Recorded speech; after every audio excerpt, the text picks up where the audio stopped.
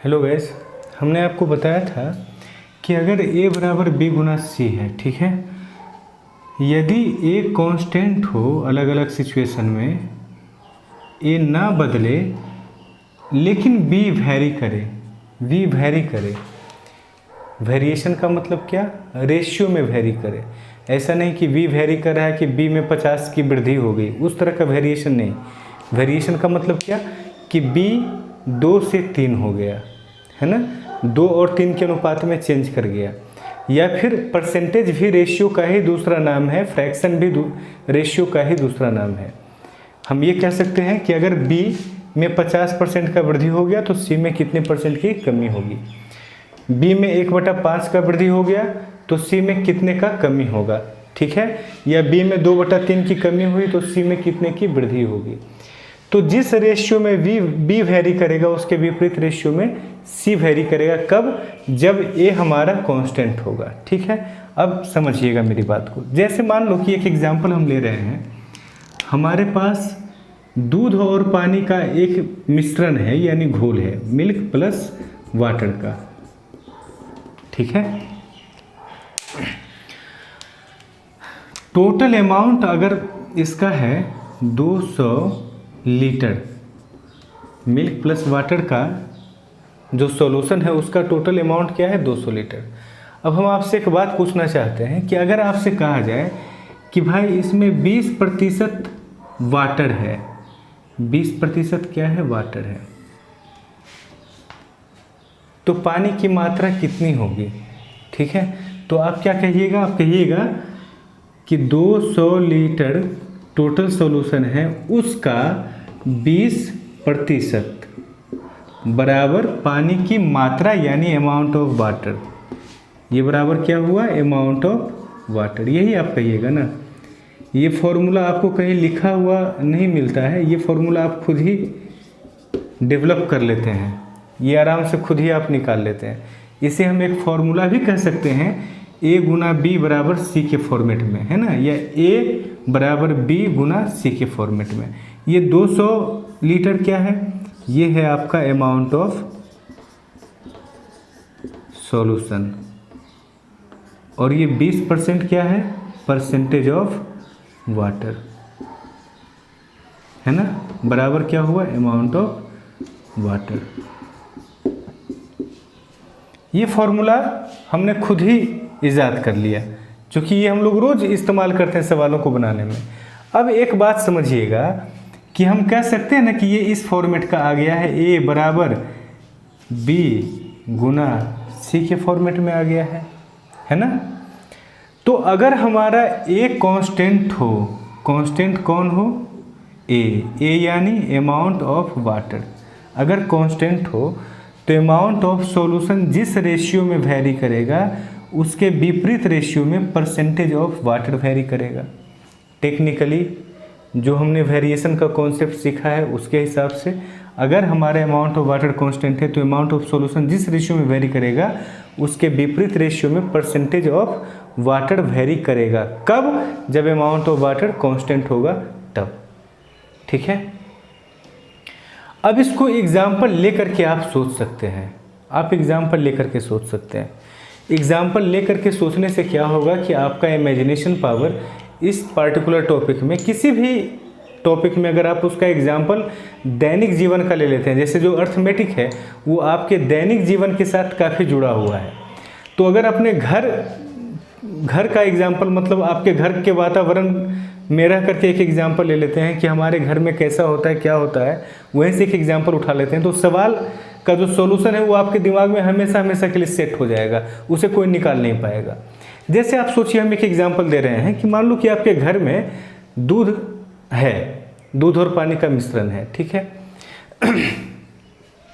मान लीजिए कि किसी बर्तन में 10 लीटर रखा हुआ है दूध और पानी, इसमें 2 लीटर वाटर है, 2 लीटर क्या है? वाटर है, और बाकी 8 लीटर आपने जो गाय से निकाला है दूध, एकदम प्योर 8 लीटर मिल्क में 2 लीटर क्या आपने डाल दिया है? पानी। तो पानी का कोई परसेंटेज होगा इसमें। आप इमेजिन कर सकते हैं कि वो दूध कैसा होगा। अभी जैसे ही हमने कहा कि 8 लीटर गाय वाला दूध में आपने 2 लीटर पानी मिला दिया है, तो आपको इमेजिनेशन हो रहा होगा अभी कि उस दूध की क्वालिटी कैसी होगी, है ना। ठीक ठाक है, बहुत ख़राब भी नहीं है। लेकिन हम क्या करें कि अब हम क्या करें कि इसी सॉल्यूशन में ऊपर से 10 लीटर और दूध मिला दें। क्या मिला दें? दूध, प्योर दूध, पानी उसमें ना हो, प्योर मिल्क हम मिला दें। तो बताइए, और पानी उसमें 2 ही लीटर है, तो आप सोच सकते हैं कि पहले वाला दूध का क्वालिटी अच्छा, क्वालिटी का बात हम कर रहे हैं, क्वांटिटी का बात नहीं कर रहे। क्वांटिटी तो अब ठीक है 20 लीटर अब हो जाएगा, हम उसकी बात नहीं कर रहे हैं, हम क्वालिटी की बात कर रहे हैं। मतलब अगर थोड़ा थोड़ा एक एक कप दूध लिया जाए दोनों से, पहले वाले सिचुएशन से जब 10 लीटर में 2 लीटर पानी था और जब 20 लीटर में 2 लीटर पानी है, तो कौन सी क्वालिटी अच्छी होगी? जाहिर सी बात है सेकंड वाला क्वालिटी अच्छा होगा। आप ये सारा चीज़ इमेजिन कर रहे होंगे अभी। तो हुआ क्या है हुआ है ये कि अमाउंट ऑफ सॉल्यूशन को आपने दुगना कर दिया। अमाउंट ऑफ सॉल्यूशन को आपने क्या कर दिया? दुगना, 10 से 20 कर दिया, 20 लीटर। लेकिन पानी के अमाउंट में कोई बदलाव नहीं किया, पानी जितना था उतना ही आपने रहने दिया। आप समझ रहे हैं मेरी बात को ना? पानी जितना था उतना ही आपने रहने दिया और अमाउंट ऑफ सॉल्यूशन को आपने दुगना कर दिया। तो इसमें 18 लीटर प्योर मिल्क होगा और 2 लीटर क्या होगा? पानी होगा। 2 लीटर क्या होगा? पानी होगा। अब बताइए जरा कि यहाँ पर पानी का परसेंटेज क्या है? 10 लीटर में 2 लीटर पानी है, इसका मतलब इसका परसेंटेज 20% है, और 20 लीटर में 2 लीटर पानी है, इसका मतलब है कि 10% है। तो देखिए अमाउंट ऑफ सॉल्यूशन को जब आपने 1:2 में चेंज किया, तो percentage of water, amount of solution को आपने 1:2 में चेंज किया और अमाउंट ऑफ वाटर को आपने फिक्स रखा। अमाउंट ऑफ वाटर को आपने क्या किया? फिक्स रखा। तो परसेंटेज ऑफ वाटर जो था वो 20% से 10% हो गया। यानी किस अनुपात में चेंज हुआ? अगर ये 2 था पहले तो अब हो गया 1। सारे चीज़ों को अरेंज करके दोनों चीज़ का सहारा लेना। हमारी टेक्निकली हम लोग सवाल को एक लाइन में सॉल्व कर लेते हैं उस चीज़ का, और जो आपके दैनिक जीवन का एग्जाम्पल है उस चीज़ का, क्योंकि वो बहुत बड़ा सपोर्ट होता है आपको मैथमेटिक्स में स्ट्रॉन्ग बनाने में। आपका जो मतलब व्यवहारिक जीवन का जो अनुभव है वो बहुत सपोर्ट करता है। ठीक है, तो यही बात हम समझा रहे थे आपको कि अगर आप इस चीज़ को फिक्स रखते हैं और इस चीज़ को जिस रेशियो में बढ़ाते हैं उसी रेशियो में ये आपका क्या होगा? घट जाएगा। अब देखिए अगर सिर्फ टेक्निकली कोई इस चीज़ को याद रखेगा तो प्रॉब्लम ये होगा ना कि जा कर के एग्ज़ाम में भूल जाएगा, अप्लाई नहीं कर पाएगा। लेकिन जिसने एग्जाम्पल ले लिया अपने घर का, वो कभी नहीं भूलेगा। अब उसके दिमाग में इमेजिनेशन हो गया, वो इमेजिन करेगा कि अच्छा पानी उतना ही है, पानी का मात्रा में कोई बदलाव नहीं आया है, और तब डाला क्या गया है? सिर्फ दूध डाला गया है, तो पानी का परसेंटेज घट जाएगा। वो इमेजिन करेगा कि अब तो कम फीका रहेगा ना भाई। दूध फीका होता है किसके वजह से? पानी की वजह से। तो पहले ज़्यादा फीका था, अगर हम दूध उसमें मिला दें तो उसका क्वालिटी बढ़िया हो गया। ऐसा करके हम लोग क्वालिटी को बदला भी करते हैं घर में, है ना। तो ये कॉन्सेप्ट आपका क्लियर हो गया होगा। अच्छा, इसमें हम ऐसे भी कई बार इस पर सवाल दे सकते हैं, मतलब अमाउंट ऑफ वाटर को फिक्स करके सवाल दिया जा सकता है आपको, और कई बार अमाउंट ऑफ मिल्क को फिक्स करके दिया जा सकता है सवाल। जब अमाउंट ऑफ मिल्क को फिक्स कीजिएगा, लेकिन अमाउंट ऑफ सॉल्यूशन को वेरी करा रहे हैं। अब सोचिएगा, ठीक है, हम अमाउंट ऑफ मिल्क को फिक्स कर दे रहे हैं, उसको बदलने नहीं दे रहे हैं, जितना दूध था उतना ही दूध रहने दे रहे हैं, लेकिन सॉल्यूशन बदल रहा है। इसका मतलब क्या है? पानी उसमें डाला जा रहा है या पानी उससे निकाला जा रहा है? तभी ना ऐसा होगा कि ये बदलेगा लेकिन ये नहीं बदलेगा। जो बदलाव हो रहा है वो पानी के कारण हो रहा है बदलाव। ठीक है, तो इस पर भी सवाल दे सकते हैं। अमाउंट ऑफ सॉल्यूशन क्या होता है? अमाउंट ऑफ मिल्क क्या होता है? Amount of solution into percentage of milk. तो इस पर भी आपको सवाल दे सकता है। ठीक है, किसी सॉल्यूशन में 20% दूध था, ठीक है, सॉल्यूशन में 40% की वृद्धि हो गई, या सॉल्यूशन में सॉल्यूशन का वैल्यू आपको दिया हुआ रहेगा, कहेगा कि 20% मिल्क था। अगर अब सॉल्यूशन को इतना कर दिया गया है तो परसेंटेज ऑफ मिल्क कितना हो जाएगा। तो भाई सॉल्यूशन जिस रेशियो में चेंज करेगा उसके विपरीत रेशियो में क्या चेंज करेगा, परसेंटेज ऑफ मिल्क। एक एक चीज़ को ध्यान में रखना, यहाँ गड़बड़ हो जाती है। लोग अगर याद करने लग जाते हैं ना तो बड़ा कन्फ्यूजन होता है। अगर इमेजिनेशन होता है, बैठ करके आराम से समय देते हैं आप, तो फिर आप भूलेंगे नहीं। ठीक है, तो इस कॉन्सेप्ट पे आधारित कुछ प्रश्न हम लोग करेंगे, उसके बाद फिर आगे बढ़ेंगे। चलिए देखते हैं। देखिए ये जो सवाल हमने, पहला सवाल जो हमने लिया है, यहाँ दूध और पानी का घोल नहीं होकर के सोना और चांदी का मिश्र धातु है। ठीक है, अब कहा जा रहा है इसमें कि सोना मिलाया। अब सवाल को आपने पॉज करके पढ़ लिया, नहीं पढ़े तो पढ़ लीजिए। कहा जा रहा है सवाल में कि 150 ग्राम सोना मिलाया गया। 150 ग्राम क्या मिलाया गया, सोना। फिर सोना का परसेंटेज डेफिनेटली चेंज हो जाएगा, पहले कुछ और परसेंटेज था, अब परसेंटेज क्या होगा, बदल जाएगा। ठीक है, अच्छा पहले सोना था 80%, अब सोना हो गया 95%। तो वो फॉर्मूला जो है उसको ध्यान में रखिएगा। किस चीज़ का, सोना और चांदी में किस चीज़ का अमाउंट नहीं चेंज हो रहा है, इस चीज़ पर ध्यान देना है। किस चीज़ का अमाउंट नहीं चेंज हो रहा है, चांदी का अमाउंट नहीं चेंज हो रहा है। चांदी का परसेंटेज चेंज होगा लेकिन अमाउंट चेंज नहीं होगा, क्योंकि आप मिला रहे हैं क्या, सिर्फ सोना। तो चांदी जितना था उतना ही चांदी रह जाएगा। ठीक है, तो हमें काम कहाँ करना है, सिल्वर पे यानी चांदी पे। अब इस चीज़ को अपने माइंड में, अपने इमेजिनेशन में लाएंगे कि भाई टोटल सॉल्यूशन यानी टोटल एलओआई, यहाँ सॉल्यूशन के स्थान पर एलओआई में परसेंटेज ऑफ सिल्वर से मल्टीप्लाई कर देंगे तो क्या आएगा, अमाउंट ऑफ सिल्वर। ये हमारा नहीं बदल रहा है, लेकिन ये हमारा बदल रहा है। अमाउंट तो हमारा, मतलब एलओआई तो हमारा बढ़ रहा है ना भाई। सोना अगर 150 ग्राम हम ऐड कर दे रहे हैं तो एलओआई भी तो हमारा 150 ग्राम ज़्यादा हो गया। दूध और पानी के मिश्रण में आप 1.5 लीटर दूध डाल देते हैं तो सिर्फ दूध, प्योर दूध का ही थोड़े वैल्यू बढ़ता है, सॉल्यूशन भी तो आपका 1.5 लीटर से ज़्यादा हो जाता है। तो ये जो है आपका, इसमें 150 ग्राम की वृद्धि हुई है इसमें। ठीक है, अच्छा ये हमारा फिक्स है, तो 150 ग्राम की वृद्धि हुई है, उस पर हमको काम नहीं करना होता है। हमने कहा ना कि इसमें बदलाव जो होता है वो 50 ग्राम का 50 रुपये का जो वृद्धि होता है, उस तरह का वृद्धि हम नहीं देखते हैं। परसेंट रेशियो या परसेंटेज ऑफ जो सिल्वर है, इसमें बदलाव हुआ है ना। पहले कितना परसेंट सिल्वर था, अगर 80% सोना था तो 20% सिल्वर था, और अब कितना परसेंट सिल्वर हो गया है, 5%। यानी सिल्वर जो है आपका वो पहले 20% था, परसेंटेज ऑफ सिल्वर 20 था, अब कितना हो गया, 5। दैट मीन्स ये 4:1 के रेशियो में वेरी कर रहा है। तो हमारा अमाउंट किस रेशियो में वेरी करेगा, 1:4 के रेशियो में वेरी करेगा। और बढ़ रहा है कितना, 3 यूनिट। 3 यूनिट का मान कितना, 150 ग्राम। तो 1 यूनिट का मान कितना, ये आरंभिक एलओआई था और ये फाइनल एलओआई है। ये आरंभिक मिश्र धातु था और ये फाइनल है। तो 3 यूनिट का मान 150 ग्राम, तो 1 यूनिट का मान कितना, 50 ग्राम। यानी आरंभ में 50 ग्राम एलओआई था। समझिएगा, इस सवाल को समझाने के लिए इतना लंबा करना पड़ा। अगर आप एक बार समझ जाइएगा तो इस सवाल में कुछ लिखने की आवश्यकता इसके सॉल्यूशन में पड़ेगी ही नहीं आपको।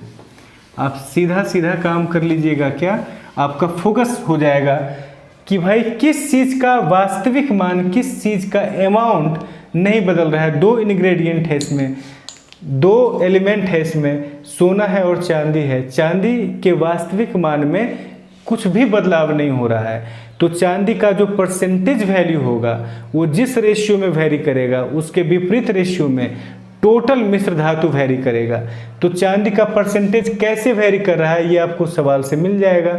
यहाँ चांदी 20% था और अब चांदी 5% हो गया, यानी 20 से 5, दैट मीन्स 4 से 1 हो रहा है।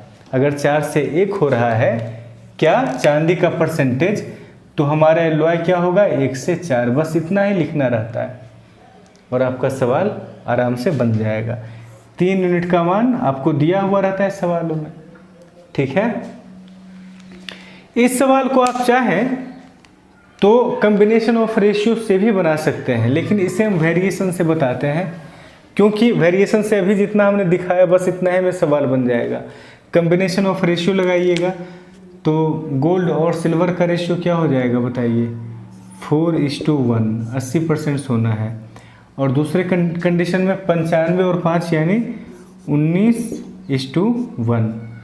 अच्छा, ये क्या है, गोल्ड और सिल्वर। सिल्वर कांस्टेंट है आपका, वास्तव में यहाँ भी कांस्टेंट है। गोल्ड बढ़ रहा है कितना, 15 यूनिट।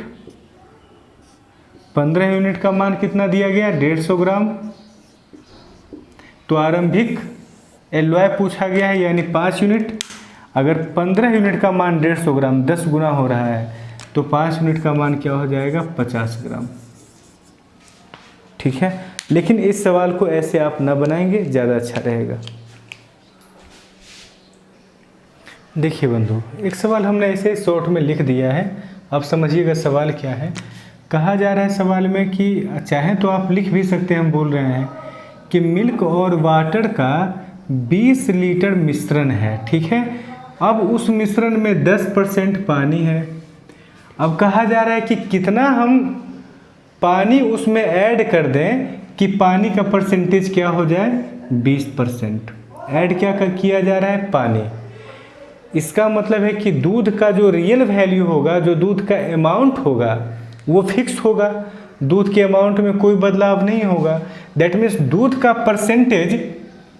का परसेंटेज जिस रेशियो में वैरी करेगा उसके विपरीत रेशियो में टोटल सॉल्यूशन आपका वैरी करेगा। अब ये देख लो कि दूध का परसेंटेज आपका किस रेशियो में वैरी कर रहा है। दूध का परसेंटेज था 90% और हो गया 80%, यानी वैरी किया 9 से 8, ठीक है। तो आपका जो टोटल सॉल्यूशन है वो वैरी करेगा 8 to 9। अब 8 यूनिट का मान आपको दिया हुआ है क्या, 20 लीटर। ये क्या आ गया हमारा 8:9। टोटल सॉल्यूशन इस रेशियो में वैरी करेगा क्योंकि परसेंटेज ऑफ मिल्क वैरी कर रहा है 90% to 80%, यानी 9:8। हमने परसेंटेज ऑफ मिल्क का क्यों देखा, क्योंकि मिल्क का जो अमाउंट है उसमें कोई बदलाव नहीं आ रहा है। फॉर्मूला आप इमेजिन कीजिएगा, solution into percentage of milk बराबर अमाउंट ऑफ मिल्क। ये हमारा फिक्स है, तो ये दोनों इन्वर्सली एक दूसरे का होगा ना, ठीक है। तो सवाल में ये देखना है कि कौन सा तत्व है जो कि नहीं बदल रहा है। तो 8 यूनिट का मान 20 लीटर, तो 9 यूनिट का मान क्या हो जाएगा। अच्छा, कितना दूध मिला दिया जाए, सवाल में ये है कि कितना दूध उसमें मिला दिया जाए या कितना पानी मिला दिया जाए। जितना पानी मिलाइएगा सॉल्यूशन उतना बढ़ जाएगा। सॉल्यूशन में कितने की वृद्धि हो रही है, 1 यूनिट की वृद्धि हो रही है। तो अगर 8 यूनिट का मान 20 लीटर तो 1 यूनिट का मान क्या हो जाएगा, 20/8 लीटर। यही आपका आंसर हो जाएगा। आप समझ रहे हैं मेरी बात को। कहा गया सवाल में कि कितना हम पानी उसमें ऐड कर दें, ठीक है। तो जितना हमारा सॉल्यूशन बढ़ जाएगा वो तो पानी ही कम मात्रा होगा ना, क्योंकि सॉल्यूशन में जो वृद्धि हो रहा है वो दूध में तो वृद्धि हो नहीं रहा है, बस पानी ही बढ़ाया जा रहा है। तो ध्यान में रखिएगा कि ये सब आपका ओमिट हो जाएगा। प्रैक्टिस आप करेंगे थोड़ा, कई सवाल किताब में आपको मिल जाएगा, प्रीवियस भी देख सकते हैं, या कोई भी बुक आपका रेशियो का है, परसेंटेज का है, तो उसमें इस तरह का बहुत सारा सवाल मिलेगा। आप प्रैक्टिस कीजिएगा, एक लाइन में आपका आंसर आएगा। आइए अगला सवाल देखते हैं।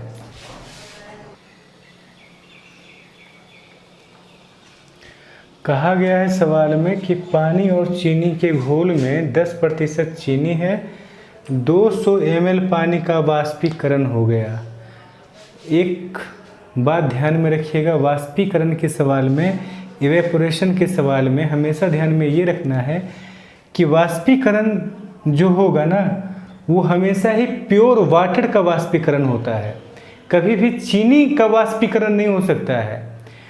मतलब धूप अगर आपने घोल रख दिया है छत पे, उस पर धूप पड़ रहा है, तो पानी उड़ के आसमान में जाएगा, कभी चीनी उड़ के आसमान में नहीं जाएगा। जिस चीज़ का वाष्पीकरण होकर के जाता है फिर वर्षा होती है वही नीचे आता है। अब सोचिए कि चीनी का भी वाष्पीकरण अगर हुआ होता तब तो वर्षा का पानी मीठा भी हो सकता था, अलग अलग स्वाद उसका हो सकता था। तो वाष्पीकरण हमेशा किस चीज़ का होता है? पानी का। यानी घोल में चीनी पहले जितना था, चीनी का अमाउंट, अभी भी चीनी का अमाउंट उतना ही है। दो सिचुएशन है, एक वाष्पीकरण से पहले का और एक वाष्पीकरण से बाद का। दोनों ही सिचुएशन में चीनी का जो अमाउंट है वो समान है, लेकिन चीनी का परसेंटेज बढ़ जाएगा क्योंकि पानी का अमाउंट घटा है।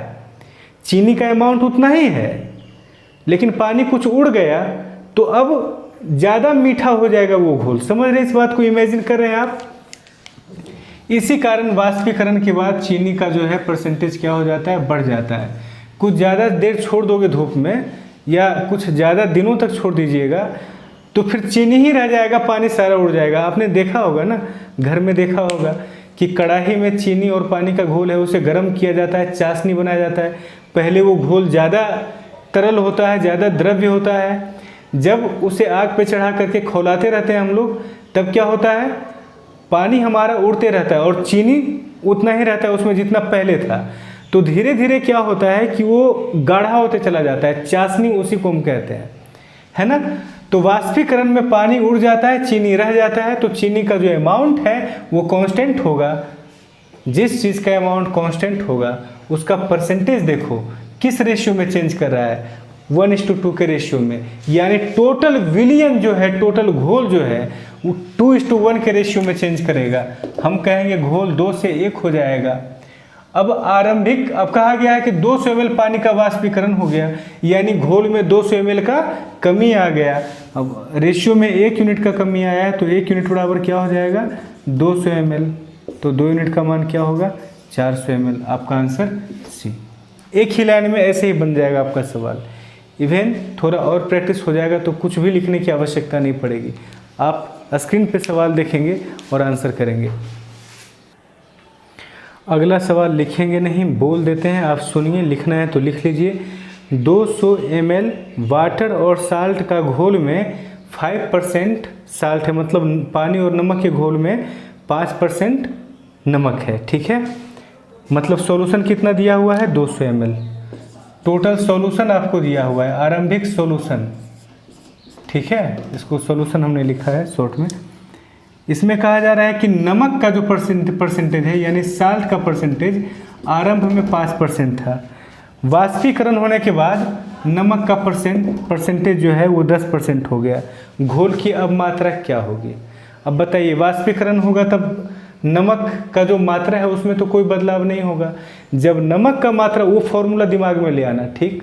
नमक का मात्रा बराबर percentage of salt into solution, है ना। तो ये और ये इनटू में रहता है, ये परसेंटेज ऑफ साल्ट और ये जो है वो इनटू में रहता है। ये जिस रेशियो में चेंज करेगा ये उसके विपरीत रेशियो में चेंज करेगा। ये 1 से 2 हो गया ना, तो ये 2 से 1 हो जाएगा, यानी 100 ml आपका आंसर हो जाएगा। अब बताइए कि अगर हमारे पास इतना स्मार्ट सॉल्यूशन है तो शायद इस तरह के सवालों के लिए तो पेन की आवश्यकता नहीं पड़ेगी। आइए अगले सवाल में आ जाते हैं। देखिए, कहा गया है सवाल में ताज़ा फल में 68% पानी है और सूखा फल में 20% पानी है। इस चीज़ को समझ लीजिएगा आप कि ताज़ा फल और सूखा फल में यही फ़र्क होता है कि ताज़ा फल में ज़्यादा पानी था और सूखा फल में कुछ उसका वाष्पीकरण हो गया। जैसे वाष्पीकरण हो जाता है ना, अगर उसमें दीमक ना लगे, कीट ना लगे, तो जितना मटेरियल था, फल में 2 चीज़ होता है, पानी और उसके अलावा जो है मटेरियल। पानी के अलावा फल में जो भी है उसे हम क्या कहते हैं? मटेरियल। तो मटेरियल में कभी कोई बदलाव नहीं आता है अगर उसमें कीट ना लगे तब, क्योंकि कीट लग जाएगा तब तो वो मटेरियल ही खा जाएगा।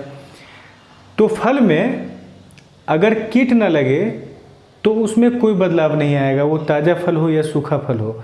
लेकिन पानी क्या हो जाएगा? पानी का वाष्पीकरण हो जाएगा। ठीक है, तो जैसे फलों को ड्राई किया जाता है एक खास प्रोसेस के तहत, तो उस कंडीशन में क्या होता है कि वाष्पीकरण करा दिया जाता है पानी का, या पानी किसी विधि द्वारा निकाल दिया जाता है और जो उसका मटेरियल है वो फिक्स रहने दिया जाता है। तो देखिए ताज़ा फल में अगर 68% पानी है, इसका मतलब मटेरियल कितना होगा 20%। सूखा फल में 20% पानी होगा, यानी मटेरियल कितना होगा 80%। तो आप यहाँ पर इस चीज़ को दिमाग में लाइएगा, इमेजिनेशन में, इस फॉर्मूले को, कि फ्रूट है ना, टोटल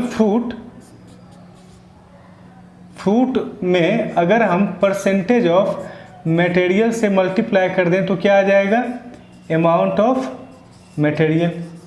और ये तो हमारा कांस्टेंट रहेगा दोनों ही सिचुएशन में, चाहे फल ताज़ा हो चाहे फल आपका सूखा हो, ठीक है।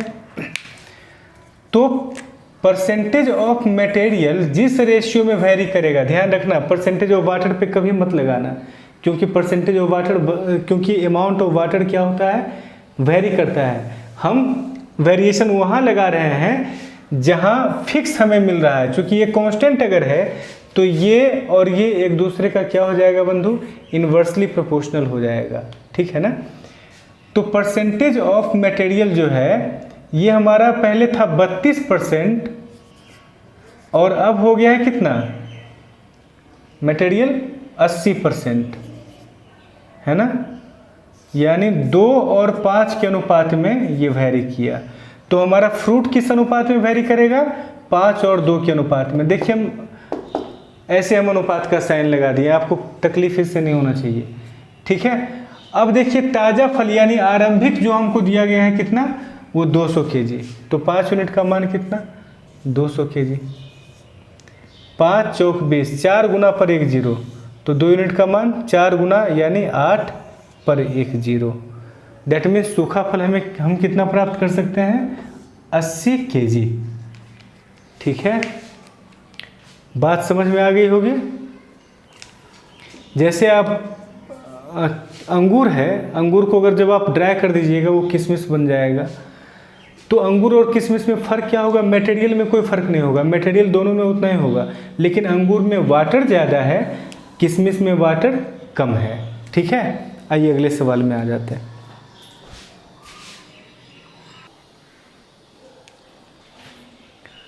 जगजीत सिंह की गज़लें सुना करता था, तो जब ये लाइन आती थी कि ना उम्र की सीमा हो ना जन्मों का हो बंधन, तो गाना रोक करके एक शेर कहा करते थे कि मासूक का बुढ़ापा लज्जत दिला रहा है, अंगूर का मज़ा किशमिश में आ रहा है।